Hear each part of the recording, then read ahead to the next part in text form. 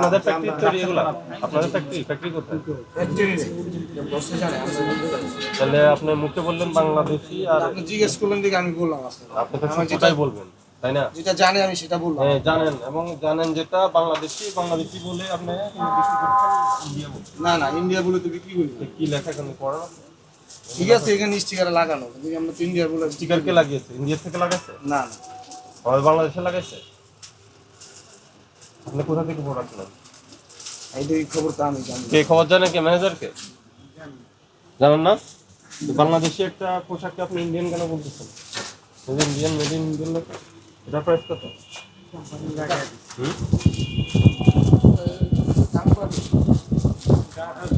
হুম?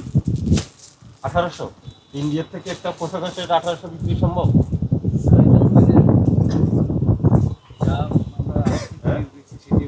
এটা রাখেন এখানে। আর আপনার সবচেয়ে দামি পাঞ্জাবি কত টাকা? আমি বলতে গেলে এই যে আমাদের কাছে যে কাচ্চুবি কাজের আছে এগুলা, কি নাম বললেন? আপনার কাছে কাচ্চুবি কাজ প্রিমিয়াম কোয়ালিটি এগুলো। ওগুলোর প্রাইস কত? মেড ইন ইন্ডিয়া লেখা। সর্বোচ্চ প্রাইস কত? আমাদের এই স্টিকার লাগানো সবই তো মেড ইন ইন্ডিয়া লেখা। প্রিমিয়াম একটা দেখি, প্রিমিয়াম কোয়ালিটি বাইর করেন।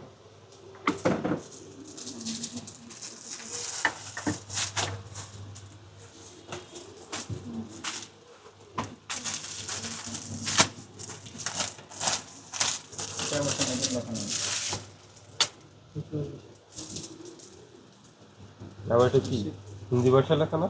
কাশ্মীর। এর প্রাইস কত? এগুলা স্যার 1600 টাকা।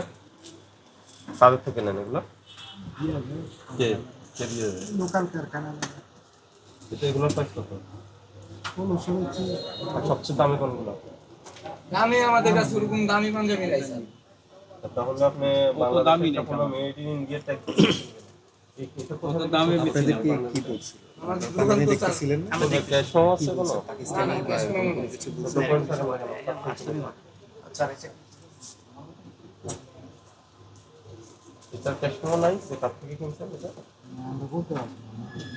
হ্যাঁ, এটা করা যাবে না। আপনি বাংলাদেশি একটা পণ্যকে মুখে বলবেন বাংলাদেশি, আর না স্যার, আপনাদের যদি পণ্য যদি এখন পছন্দ আমরা হয় তাহলে ওনাদের দাম হিসাবে কিন্তু আমরা ওনারা আসছি নিয়ে যায়। বিদায়, আমাদের একটা তদারকি টিম আমরা আসছে fixed বিদায়, ওদের price কাছে লাগাই আপনি বিক্রি স্বীকার করি না। করলেন বাংলাদেশি, ঠিক আছে? আর কাস্টমার কাছে ইন্ডিয়ান বলে বিক্রি করতেছেন।